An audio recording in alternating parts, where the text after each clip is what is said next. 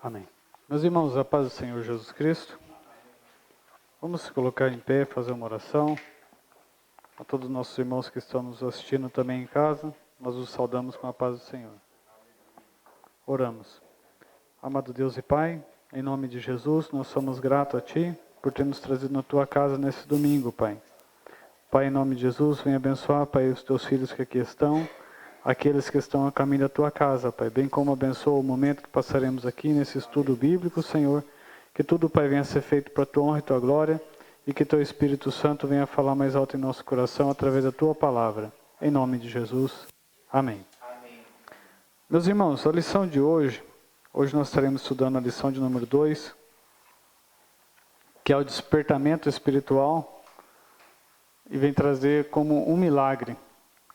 Na lição passada, o Patrick falou sobre o Daniel ora por um despertamento, e nós vamos falar sobre esse despertamento espiritual e as maneiras que Deus trabalha para promover esse despertamento na nossa vida.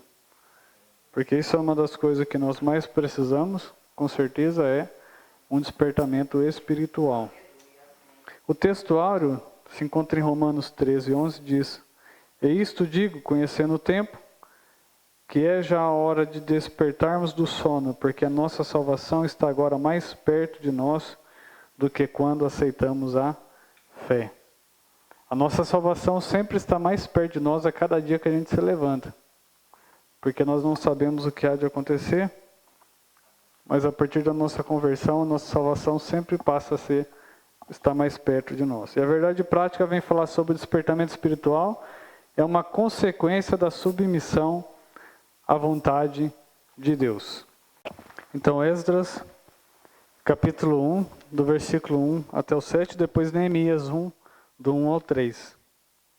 Diz assim: no primeiro ano de Ciro, rei da Pérsia, para que se cumprisse a palavra do Senhor por boca de Jeremias, despertou o Senhor o espírito de Ciro, rei da Pérsia, o qual fez passar pregão por todo o seu reino, como também por escrito, dizendo: assim diz Ciro, rei da Pérsia: o Senhor Deus dos céus me deu todos os reinos da terra, e ele me encarregou de lhe edificar uma casa em Jerusalém, que é em Judá.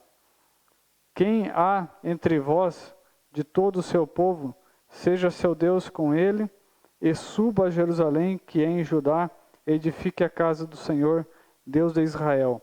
Ele é o Deus que habita em Jerusalém. E todos aqueles que ficar em alguns lugares em que andar peregrinando, os homens do seu lugar o ajudarão com prata e com ouro e com a fazenda, e com o gado, afora as dádivas voluntárias para a casa de Deus, que habita em Jerusalém. Então se levantarão o chefe dos pais de Judá e Benjamim, e os sacerdotes, os levitas, com todos aqueles cujo espírito Deus despertou para subirem a edificar a casa do Senhor que está em Jerusalém. E todos os que habitavam nos arredores lhe confortarão as mãos com objetos de prata e com ouro, e com a fazenda, e com o gado, e com as coisas preciosas afora de tudo que voluntariamente se deu. Também o rei Ciro tirou-lhes os utensílios da casa do Senhor que Nabucodonosor tinha trazido de Jerusalém e que tinha posto na casa de seus deuses. E depois Neemias, capítulo 1, o versículo 1 ao 3 diz assim, ó: as palavras de Neemias, filho de Ocalias. E sucedeu no mês Quisleu do ano 20º, estando em Suzã, a fortaleza, que veio Anani, um dos seus irmãos, ele e alguns de Judá, e perguntei-lhe pelos judeus que escaparam e restaram do cativeiro acerca de Jerusalém. E disseram-me: os restantes que não foram levados para o cativeiro, lá na província, estão em grande miséria e desprezo, e o muro de Jerusalém fendido, e as suas portas queimadas a fogo.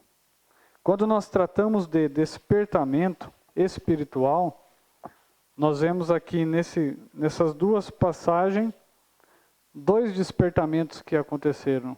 Um através do rei Ciro, que está registrado aqui em Esdras, a qual veio se cumprir uma profecia que Jeremias tinha falado 70 anos antes, 180 anos antes que isso aconteceria.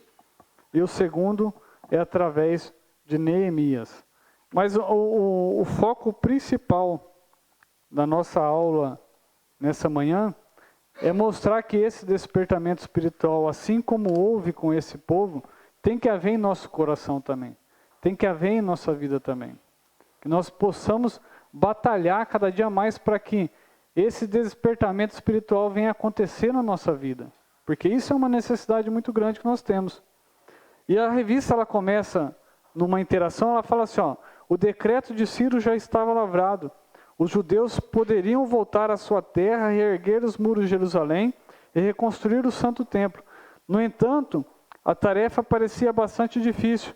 A maioria dos judeus estava acomodado à vida na Babilônia e não estava disposta a voltar à terra de Israel para executar os planos de reconstrução. Somente o Espírito Santo poderia levar os homens necessários ao desempenho de semelhante tarefa. Foi exatamente isso que aconteceu. O Senhor suscitou homens que não se prendiam às coisas efêmeras desta vida, e cuja visão estava na redenção da linhagem de Israel. É de um despertamento semelhante que tanto precisamos nesses tempos difíceis. E aqui ele deixa bem claro, a maioria dos judeus estavam acomodados à vida na Babilônia. Por mais que fosse uma vida trabalhosa na Babilônia, mas já estava acomodada com a situação. Tinham que comer, tinham que beber, tinham onde dormir. Acostumaram, ficaram mal acostumados, né? Então esse despertamento, irmão, só o Espírito Santo poderia ter criado na vida do homem. Assim é na minha vida e na sua vida também. Às vezes nós nos acomodamos com a situação da vida. Temos onde dormir, temos o que comer, tem dinheiro no banco, a vida está boa, e a gente às vezes deixa a vida espiritual de lado, em função de tudo isso, porque acreditamos que Deus está me abençoando da maneira que eu estou, está indo tudo bem. Mas não, a gente busca a Deus, a gente exalta o Senhor, nosso Senhor, independente das circunstâncias. Não importa se tem fartura, não importa se tem miséria. Nós sempre vamos buscar a Deus. Esse tem que ser o nosso lema, isso que nós temos que ter para a nossa vida, não?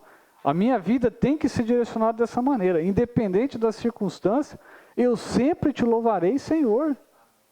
Isso tem que ser o nosso dia a dia. Mas vamos lá. O despertamento espiritual emana do próprio Deus. Irmãos, é somente através de Deus que pode haver um despertamento sobre a nossa vida. Ele fala assim, no primeiro ano, ele começa a lição, no primeiro ano de Ciro, despertou o Senhor, o espírito de Ciro. Despertou quem? O Senhor. Despertou o Senhor. Vamos abrir a Bíblia em Filipenses, capítulo 2, versículo 13, para nós entendermos como que Deus trabalha na nossa vida.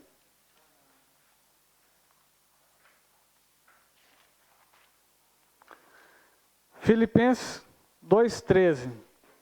Diz assim, porque Deus é o que opera em vós, tanto querer como efetuar, segundo a sua boa vontade.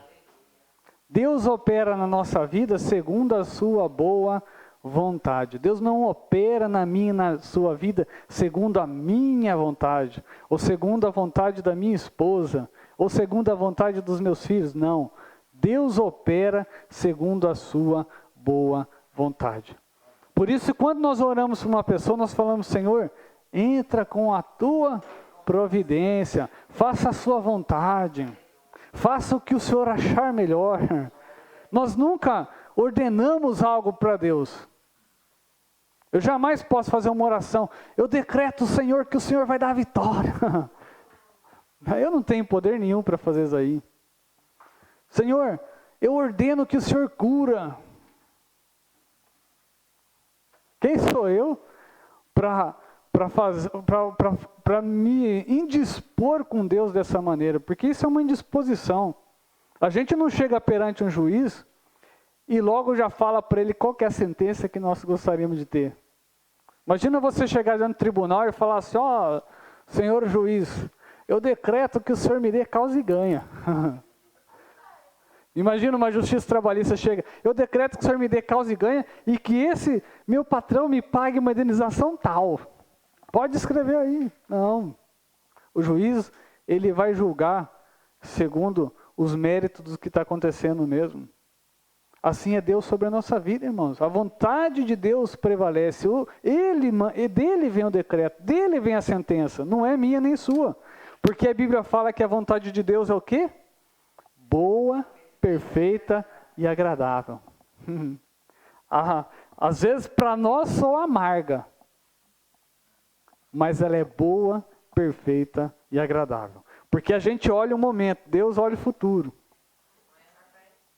A gente só consegue olhar 5 minutos na nossa frente, talvez, ou agora. Eu consigo olhar só para esse momento. Deus não. Deus ele já consegue olhar lá na frente. Deus consegue ver tudo. Mas vamos lá.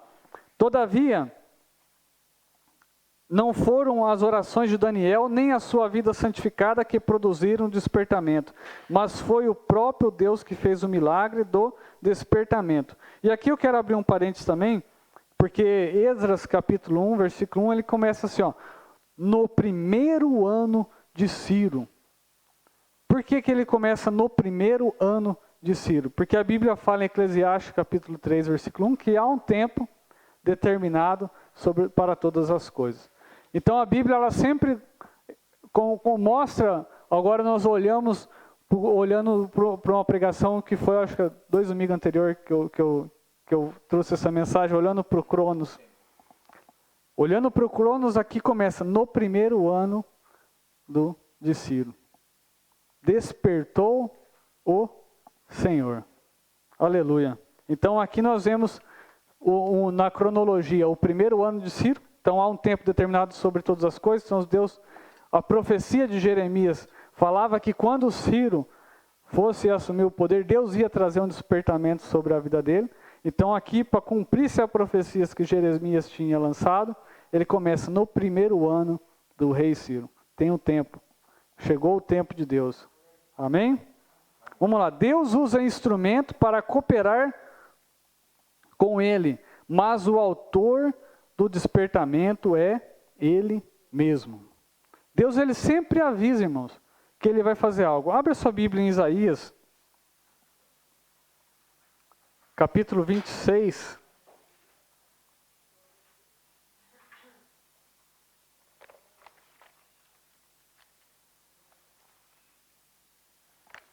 Isaías 26, acho que 12.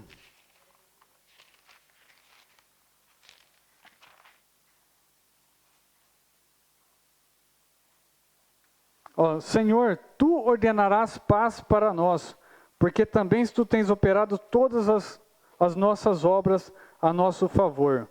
O Senhor nosso Deus, outros senhores além de ti, têm domínio sobre nós, porém, tua causa somente faremos menção do teu nome. Então Deus, irmãos, Ele faz milagre na nossa vida e usa, muitas das vezes, aquilo que eu e você não imaginamos. Vamos lá então. Por isso o despertamento é um mistério.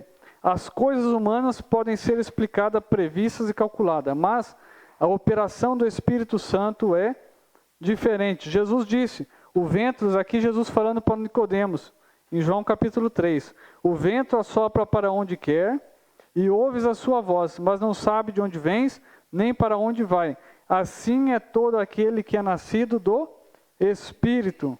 Nós, na verdade, podemos ver o resultado do despertamento e até mesmo sentir a operação das virtudes dos séculos futuros. Mas, na verdade, não sabemos e nada entendemos do poder de Deus. Irmãos, as coisas acontecem na minha e na sua vida de uma maneira que eu e você não entendemos. Mas por quê? Nós não conseguimos entender o poder de Deus. Mas vamos lá. Com isso nós fechamos esse tópico 1, que vem falar sobre o despertamento espiritual emana do próprio Deus. Então, às vezes, nós temos que entender que muitas das vezes acontecem coisas na nossa vida que são justamente para que um despertamento venha ocorrer sobre nós. Às vezes a gente está passando por um momento difícil porque Deus olha do alto do céu e fala, olha, no momento da bonança, que era para ter um despertamento, não teve. Então, vai chegar um momento de aperto para ver se desperta. Não é? Porque Deus, Ele prova, Ele pode nos provar da maneira como Ele quer. Mas a Bíblia fala que Ele não manda nenhuma provação além daquilo que nós podemos suportar. Mas Deus muitas das vezes manda provação sobre nossa vida para que venha provocar despertamento em nós. Então isso é necessário, irmãos. Isso é necessário. Vamos lá, finalidades do despertamento. Aqui ele separa em 2 tópicos. A primeira foi a restauração nacional de Israel e a segunda a restauração espiritual de Israel. Diz assim, ó, Deus, quando quer realizar os seus propósitos, pode incutir a sua vontade no espírito do homem.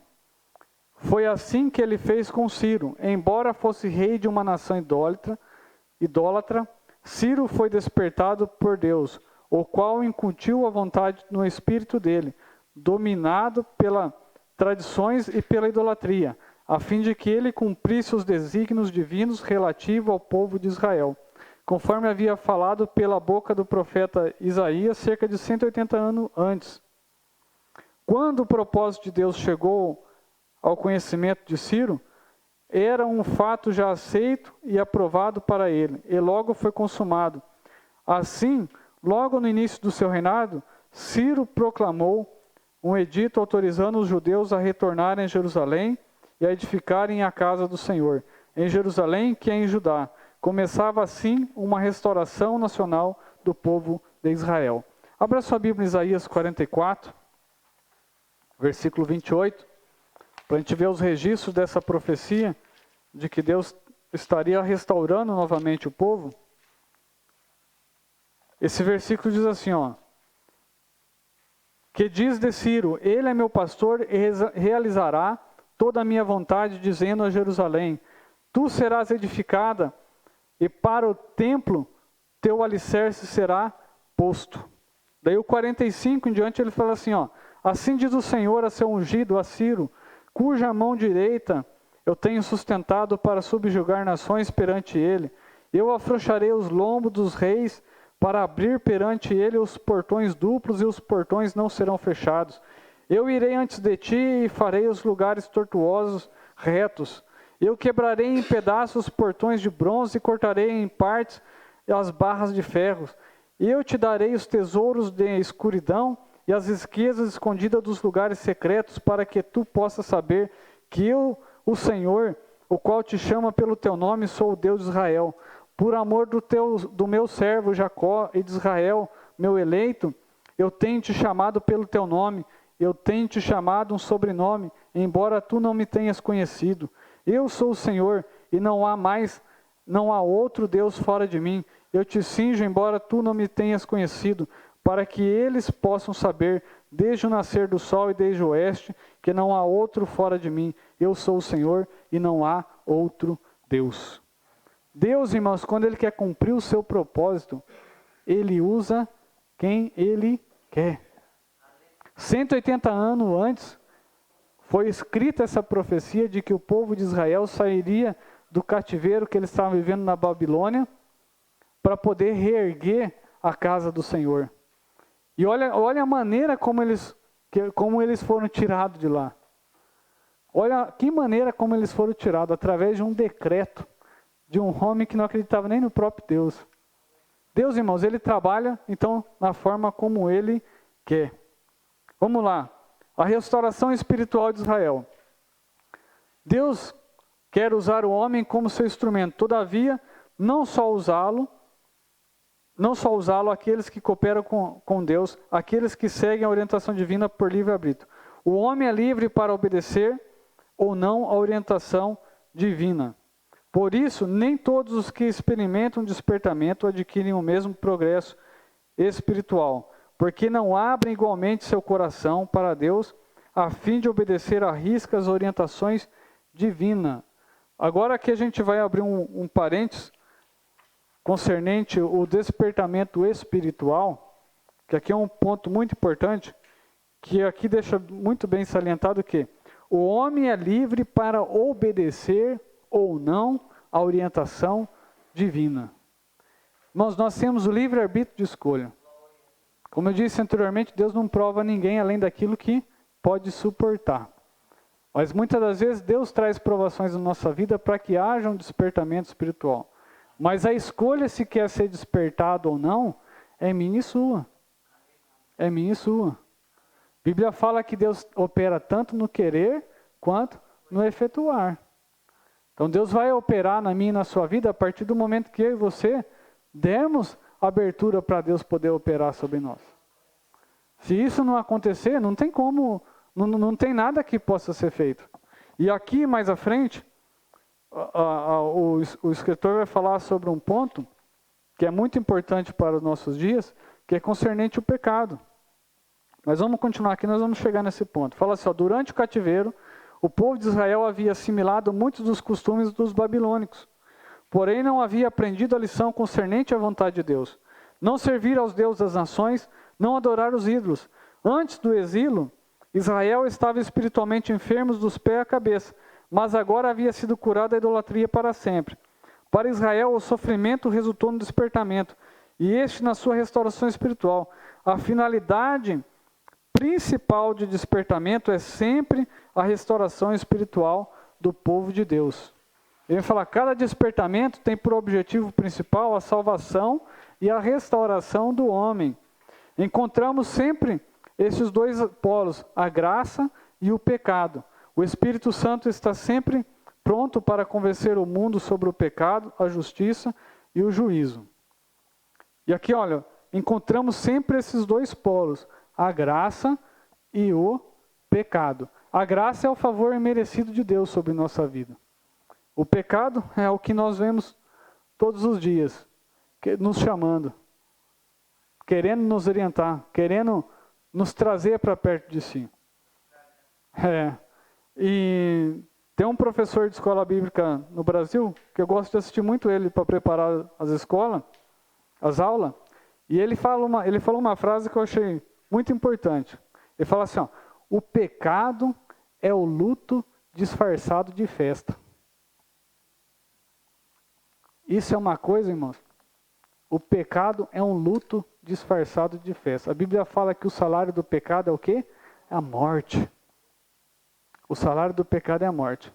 E muitas das vezes nós estamos enfiados no pecado e celebrando ele. E festa. Porque, esse pecado é bom.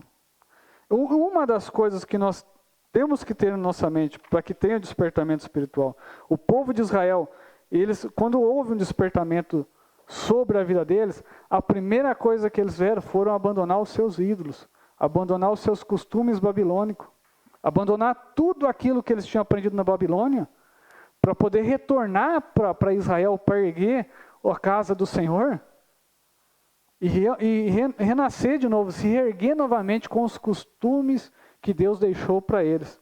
E uma das coisas que nós temos que ter na nossa mente é, a partir do momento que eu estou com Cristo, eu sou uma nova criatura, eu tenho que abandonar o meu velho homem, irmãos.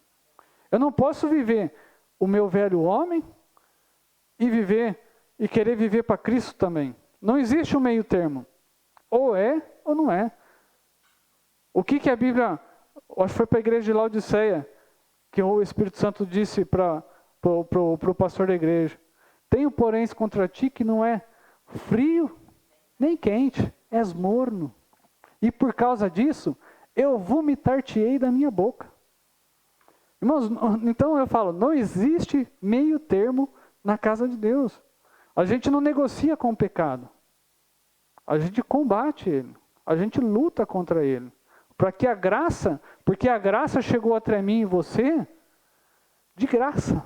A graça veio de graça. Quem pagou o preço pela graça foi Cristo. Nós não pagamos preço nenhum. E a única coisa que nós temos que fazer para continuar lutando por essa graça, lutando para chegar ao céu, é abandonar o pecado, abandonar os nossos velhos costumes, abandonar os nossos velhos hábitos. Aqui fala, o Espírito Santo, ele nos convence da justiça e do juízo, do pecado, da justiça e do juízo. O Espírito Santo é sempre intolerante com o pecado. O Espírito Santo não tem meio termo para ele. Não tem como você chegar no Espírito Santo e negociar. Falar, olha, aqui é só um pecadinho. E releva ele. Não existe meio termo. Vamos lá. O Espírito Santo convenceu Saulo de que ele havia pecado contra a pessoa de Jesus. Foi o Espírito Santo que convenceu o pecado a mulher samaritana e fez Zaqueu confessar sua falta. O Espírito Santo torna a manifestar todas as coisas más. Os profetas de lábios impuros sentiu que perecia na presença da santidade de Deus. O Espírito Santo fez que os crentes andassem na luz. Mas o Espírito Santo também aponta para Jesus como aquele que perdoa e salva.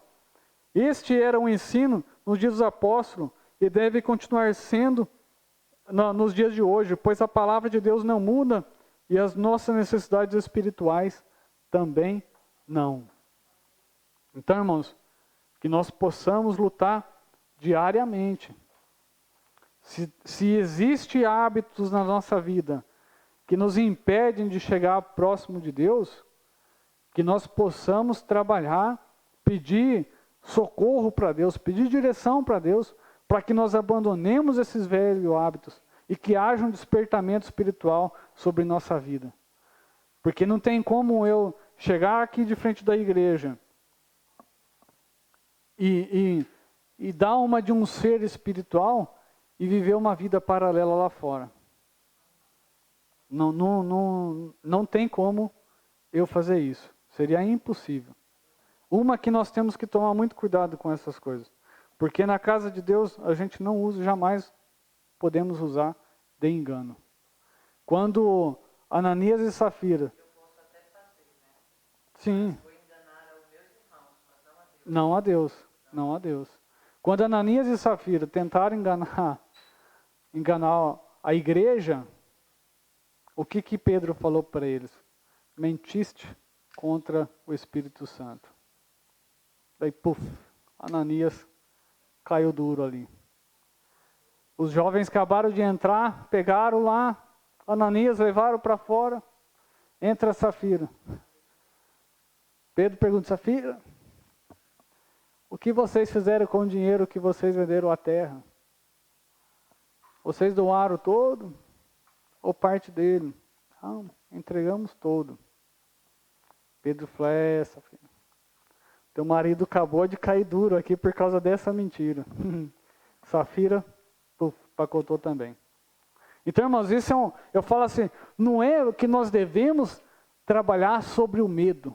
Não. Por que ter medo? Por que ter medo se eu ajo honestamente? Por que ter medo se eu ajo honestamente com Deus? Não estou falando com os homens. Com os homens é a nossa obrigação social e cívica. Mas com Deus. É isso que nós temos que ter na nossa consciência. Não é eu chegar aqui e fingir uma falsa santidade, uma falsa cristandade perante a igreja ou perante o meu pastor. Não, eu tenho que ser lá fora também, irmãos. Os meus filhos estão me vendo. Minha família está me vendo. Meus irmãos estão me vendo. Outro dia eu estava falando com o meu irmão do meio, e a gente conversando, e ele me ajuda muito lá no Brasil, porque ele é a minha pessoa, né? Civilmente no Brasil é ele, que eu deixei como o procurador. Isso, estava me fugindo a palavra da cabeça. Então eu sempre converso com ele, eu tenho uma amizade muito grande com ele. Com meus dois irmãos eu tenho muita afinidade. E ele pegou e escreveu para mim, falou, não, você faz muita falta aqui, porque depois que a mãe foi, falou assim, você é o exemplo nosso de cristão, tudo. Isso daí, eu não falo para me encher de orgulho, mas alegra o coração eu saber que ele não sendo cristão, ele olha para mim dessa maneira. Porque eu falo, é muito fácil eu chegar aqui, o irmão Antônio vir falar, não, eu te admiro como cristão, a irmã Tereza me falar, eu te admiro como cristão. Mas nós somos cristãos. Nós admiramos um ao outro. Mas o bom é você ouvir do lado de fora. Olha, eu admiro a tua pessoa como crente. Então, irmãos, eu falo, A nossa família está nos vendo. Então que nós tomamos bastante cuidado. Eu vou tornar a dizer, o pecado é um luto disfarçado de festa. Às vezes nós estamos embaralhados no pecado e não estamos vendo. Estamos na roda de amigos, participando de toda a festança com a nossa roda de amigos, e depois que a gente sai da roda de amigos, os amigos falam, olha lá o crente, ó, por isso que eu não vou na igreja deles. Assim, ó, ele vem aqui e faz a mesma coisa com nós, eu vou lá na igreja por quê? Às vezes nossos filhos também podem olhar e falar assim, por isso que eu não vou na igreja. A maneira como meu pai e minha mãe se portam. Eu vou na igreja fazer o quê? Então, irmãos, esse despertamento espiritual tem que ser produzido na minha e na sua vida, é com choque de realidade, meus irmãos. Não é trazendo flores aqui para os irmãos que vai haver um despertamento espiritual. O despertamento espiritual vai vir com choque de realidade. Talvez uma lição que nós podemos tirar sobre nossa família é chegar diante dos nossos filhos ou chegar diante dos nossos parentes e falar assim, não quero que você fale, tire a sua impressão minha como homem civil, eu quero que você fale para mim como eu sou como homem cristão. Escuta. Escuta o que teu filho tem para te dizer. Escuta o que a tua esposa tem para te dizer. Escuta o que os seus irmãos têm para te dizer, o que a sua mãe tem para te dizer. Pergunte para eles como é a sua vida como cristão. Eles vão te dizer. E que isso sirva para você de lição para que haja um despertamento. Porque muitas das vezes é o Espírito Santo usando a boca dele para falar. Porque talvez o filho pode chegar e falar assim, não pai, eu te admiro. Você é um homem muito exemplar. Um homem honesto, um homem digno na sociedade. Mas como crente eu não consigo admirar. O pastor Lucas falou aqui na sexta-feira sobre isso. Sobre o filho que gostava de ficar na igreja. Ficou triste porque o culto estava acabando. Porque ia chegar em casa, o pai ia se tornar aquele homem que ele é realmente, e não aquele homem que ele era na igreja. Então, irmãos, isso é uma questão para pensar e fazer um despertamento nascer sobre nossa vida. Deixa eu ver o horário. Tem 20 minutos ainda. Vamos lá. A finalidade de Deus e suas promessas. Fala assim, pelo despertamento que Ciro recebeu, Deus cumpriu literalmente a sua palavra em relação ao retorno de Judá à sua terra, bem como a derrota da Babilônia diante do exército medo e persa sob o comando de Ciro da Pérsia. Vamos lá. Aqui vai falar mais de partes históricas, de como foi realizado esse despertamento para que o povo voltasse para Jerusalém, para reconstruir os muros, reconstruir a casa do Senhor. Vamos lá. Deus renova suas promessas em bênção. Em cada despertamento, Deus vivifica e renova as promessas de bênção do seu povo.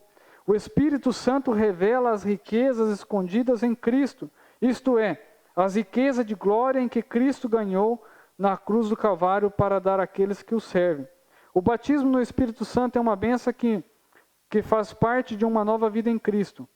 No despertamento que operava no tempo dos apóstolos, ele fazia questão de que todos os convertidos recebessem essa maravilhosa unção do alto.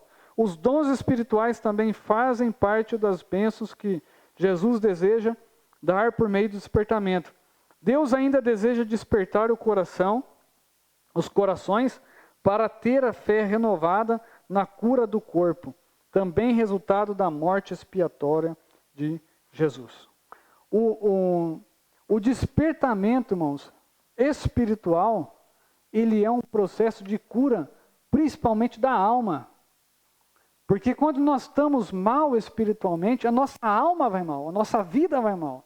O nosso corpo responde pela condição da nossa alma. A depressão, tantos males psicossomáticos que existem na atualidade, começam com uma alma doente, irmãos. Uma alma doente. Por isso é necessário um despertamento. Por isso é necessário dar liberdade para o Espírito Santo agir na nossa vida. O Espírito Santo não age na nossa vida para nós ficarmos pulando, dançando, gritando. O Espírito Santo age na nossa vida para nós despertarmos.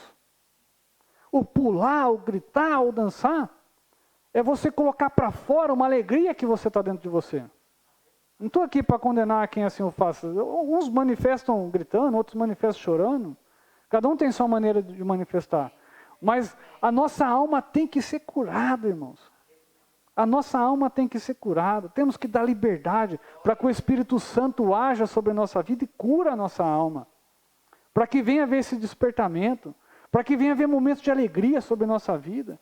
Para que nós possamos, independente das circunstâncias, estar passando dificuldade, o que for, mas a alegria de Cristo prevalece sobre nós.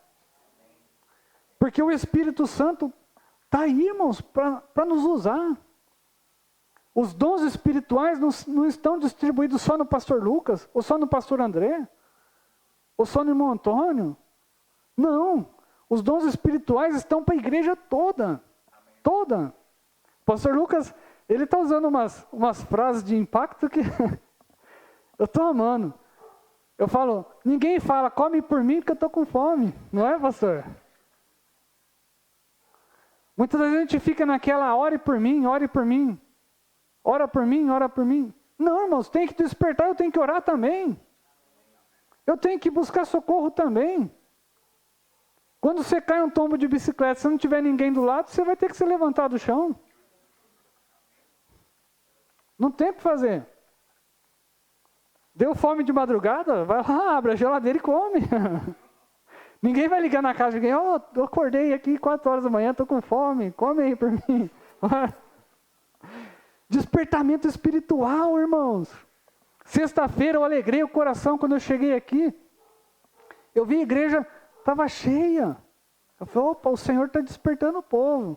As frases de impacto estão fazendo efeito, pastor. O Espírito Santo está te usando. É isso que nós precisamos, irmãos. Sair desse sono profundo. Sair da inércia. Sabe quando a gente entra naquela inércia, naquele embalo, e vai. Parece um navio em alto mar. O navio, a hora que ele pega uma velocidade, eles podem até desligar o motor que o navio vai. A inércia leva ele. Pelo peso, tudo. E às vezes nós estamos com o peso do pecado, tantas coisas sobre a nossa vida, e caímos numa rotina, numa inércia, e estamos indo. Caminhando. Está tudo bem. E vai bem. Não aconteceu nada, a conta está cheia, o tanque do carro está cheio, e vai. E fica nessa inércia, nessa vida cotidiana, né? Rotineira, sempre a mesma coisa, nada diferente. Chega na igreja, senta, depois sai, que culto frio. Mas o culto começa na minha casa, o culto começa no meu trabalho, o culto quem faz sou eu. A entrega quem tem que dar para Deus aqui na igreja, é eu que tenho que entregar o meu melhor para Deus. Eu não tenho que ficar esperando o pastor entregar o melhor, ou a palavra ser uma palavra vivificadora que vai me inspirar, trazer uma palavra, Deus é contigo, Deus vai fazer isso, Deus é na tua vida, Deus vai te dar vitória, isso, aquilo. Não. A palavra ela tem que me trazer para um choque da minha realidade. Porque se a Bíblia não me confronta, irmãos, se a Bíblia não confronta a vida que eu estou levando, não é uma palavra de vitória que vai fazer você ir para frente. Agora, a partir do momento que a Bíblia começa a confrontar o meu pecado, ela fala, olha, você está agindo errado dessa forma, e eu chego os meus joelhos e falo, Senhor, me perdoa. Senhor, me perdoa. Senhor, me vivifica. Senhor, me levanta. Daí a palavra de Deus está confrontando contra a minha vida e começa um despertamento espiritual sobre mim. Amém? Vamos lá. Deus renova a fé dos abatidos. Pelo despertamento, Deus cria ambiente de fé, de expectativa e de oração. O despertamento nasceu da oração e só poderá conseguir ser a chamada da oração continuar acesa. Deus quer que o fogo do Espírito Santo não apague em nossos corações, mas sim que continue aceso. Hoje, como no dia de Pentecostes, todavia, isso só pode conseguir através da oração incessante por parte de cada um de nós. Cada um, individualmente. Deus vai salvar cada um individualmente. Deus não vai me salvar porque o irmão Antônio está orando por mim. Deus não vai me salvar porque o irmão Orlando está jejuando em meu favor. Não. Não. Não estou aqui falando que nós não devemos jejuar ou orar em favor das pessoas. Não, não é isso. Mas estou falando que a salvação, irmãos, é algo independente. Nós oramos, nós jejuamos em favor dos irmãos, para que o Senhor entre com a providência, para que o Senhor faça a sua vontade. Fazemos e continuaremos a fazer. Mas eu não posso depender disso para continuar caminhando. A atitude é minha. A Bíblia fala, chegai-vos a Deus e Ele se chegará a vós. Então, a expressão no português aí, chegai-vos a Deus, é uma expressão individual. Está falando para você, está falando para mim. Chegai-vos a Deus. Eu tenho que chegar a Deus. Eu tenho que estar mais próximo de Deus. Vamos lá. O despertamento, para nós fecharmos aqui, o despertamento torna os homens obedientes à palavra. O culto que foi estabelecido em Jerusalém foi exatamente aquele que a lei de Deus determinava. Está lá em Neemias, capítulo 12, 44, 47. Depois, irmãos, lá em casa, quando Neemias reergueu os muros de Jerusalém, eles fizeram um culto. Então fala assim, ó, não foram introduzidas novas formas de culto, nem qualquer mistura de doutrinas babilônicas. Aqui, irmãos, somente em cima dessa frase, não foram introduzidas novas formas de culto, nem qualquer mistura de doutrinas babilônicas. Os irmãos vê lá em Neemias 12, do 44 ao 47, os irmãos vão ver como foi feito o culto para eles celebrassem a restauração dos muros de Jerusalém. E eles fizeram justamente da forma como eles sempre faziam os cultos. E muitas das vezes nós achamos que para haver um despertamento, nós inventamos as igrejas, né? Eu vou falar nós porque nós continuamos no propósito que o Senhor nos chamou, que é na oração, que é na palavra. Então a nossa igreja tem feito a diferença, tem mantido os velhos costumes dos apóstolos, que é se reunir para orar. Mas às vezes algumas igrejas começam a inventar meios, irmãos, para haver despertamento. Vai vir o pastor fulano de tal, ele ora por milagres, ele ora por despertamento, ora por batismo com o Espírito Santo, ora por não sei o que lá, ora por não sei o que tem, faz cair fogo do céu, faz levantar fogo da terra, e fazem 1000 promessas, introduzindo coisas novas, para que chame a atenção. E uma das coisas também, que às vezes aqui o despertamento, irmãos, quando nós falamos de despertamento para nós cristãos, vamos pensar no despertamento para aqueles que estão fora da presença de Deus também. Às vezes pensamos, como nós vamos inventar meios para que aqueles que estão fora possam vir à casa do Senhor? Irmãos, a gente não tem que inventar meio nenhum. A gente não tem que inventar meio nenhum.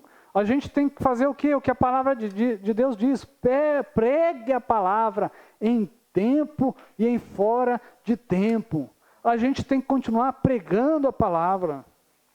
Esse é o nosso objetivo. O despertamento tem que haver no coração daqueles que estão fora na presença de Deus. Eles saber que eles estão no caminho errado, no caminho tortuoso, que eles precisam reconciliar com Deus. Não adianta eu e você inventar meios. Vamos pintar a igreja de preto. No Brasil está uma moda, pinta-se as igrejas de preto, abaixam-se as luzes para fazer os cultos e fica só aquela luz fraquinha em cima do palco e virou-se um show, não é mais um culto.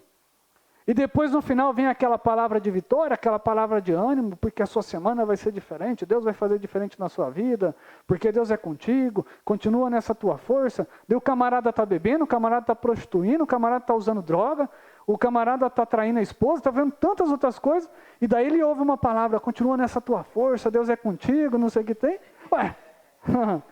Ele vai continuar no mesmo lenga-lenga.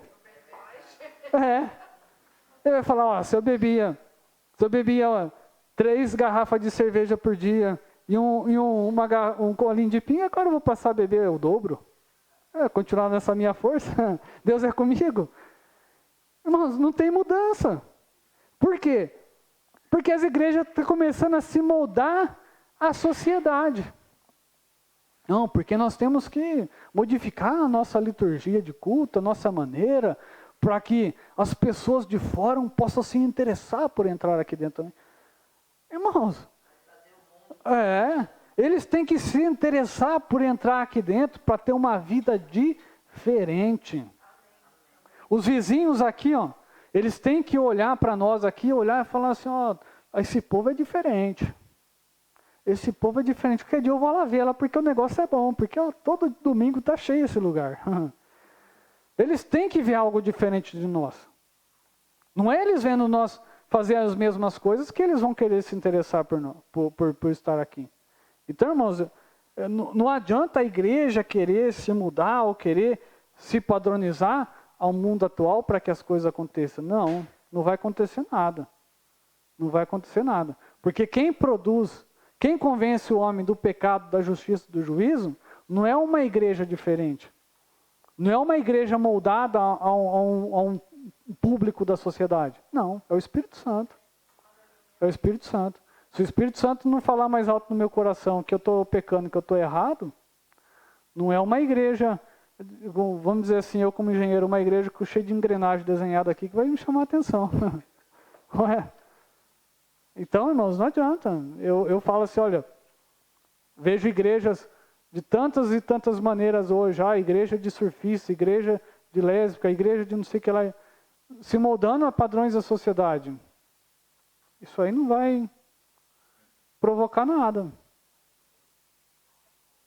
Porque nós temos que pensar na nossa vida como igreja, não somente aqui na terra, nós temos que pensar numa igreja que vai subir para o céu. E às vezes nós queremos modificar coisas na igreja para abraçar a terra, mas uma igreja terrena que vai ficar na terra. É isso, porque a Bíblia deixa bem clara, né? Não embriagueis com vinho para que não haja contenda. Paulo deixou bem claro, não os embriaguei com... A Bíblia usa a expressão do vinho porque é o que eles bebiam na época, né? Mas não adianta você usar um outro meio para se alegrar. A Bíblia deixa bem claro, enchei-vos do Espírito Santo. Mas, irmãos, veja que ponto chegou, né? Por isso que é necessário, irmãos, um despertamento espiritual. Começando por nós e indo para a sociedade. Mas vamos lá. O despertamento dado pelo Espírito Santo faz com que os crentes desejam intensamente ser fiéis à palavra de Deus. Paulo escreveu, para que em nós aprendais a não ir além do que está escrito. O crente despertado inclina-se a guardar os estatutos de Deus até o fim. A Bíblia diz, né? Escondi a tua palavra no meu coração para não pecar contra ti. E esta forma de proceder, essa atitude do crente, é uma das bases para a comunhão uns com os outros. Companheiro sou, Salmo 119, 63. Companheiro sou de todos os que te temem e dos que guardem os teus preceitos. Irmãos, para que haja um despertamento de Deus sobre a nossa vida, a primeira coisa que eu e você devemos fazer é abandonar velhos hábitos. Abandonar velhos hábitos. A gente tem que tomar muito cuidado porque existe pecado e do pecado existe o arrependimento e existe o remorso. Temos que tomar cuidado que muitas das vezes nós chegamos diante de Deus e oramos porque estamos com remorso, não com arrependimento. Porque o arrependimento, porque a Bíblia fala que aquele que confessa e deixa alcança misericórdia. O deixar é o arrependimento. Agora, o tornar a fazer é o remorso.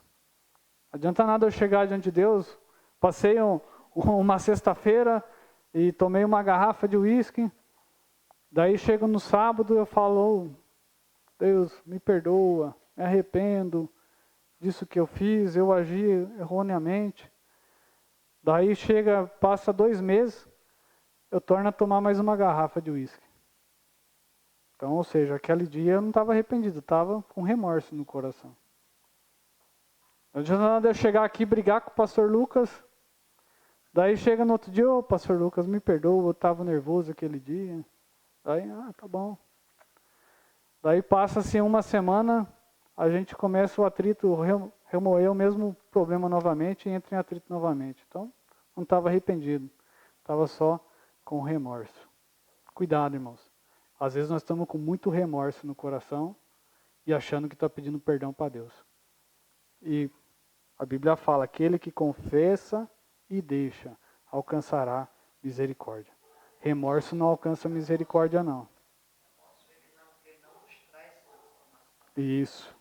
E o arrependimento, ele produz em nós o despertamento. Então, o despertamento espiritual vai vir na minha e na sua vida a partir do momento que arrependermos verdadeiramente. Quando Jesus, todos os milagres que Jesus fez na face da terra para aqueles que não estavam na presença de Deus, a primeira coisa que Jesus falava era, perdoado te são os teus pecados. Porque Jesus, antes de operar em qualquer vida, seja sentimental, seja no física, antes de operar qualquer coisa, primeiro ele perdoa os pecados, transformação. E Jesus deixava muito bem claro para todos eles, vais e não peques mais. Quando ele chegou naquela mulher adúltera que eles queriam matar ela por causa do adultério que ela tinha cometido, Jesus chegou no final e falou para ela, mulher, onde estão os teus acusadores? Falou assim, eu também não te acuso, mas vais e não peques mais. Jesus está falando, olha, sai dessa vida de adultério e não torna a adulterar mais. Jesus deixou muito bem claro para aquela mulher. E foi isso que aquela mulher fez. Então, irmãos, Deus, Ele quer trazer um despertamento sobre a minha e sobre a sua vida, mas para que esse despertamento aconteça, tem que haver um arrependimento. Que Deus em Cristo vos abençoe. Na semana que vem, nós estaremos falando sobre o despertamento renova o altar. Então, que Deus possa dar uma semana abençoada para todos nós. Que não seja as minhas palavras que venham trazer um despertamento nas vossas vidas, mas que a palavra de Deus, através do Espírito Santo, possa provocar um despertamento sobre nós todos os dias. Amém? Deus vos abençoe. Eu torno a direção do culto ao pastor Lucas.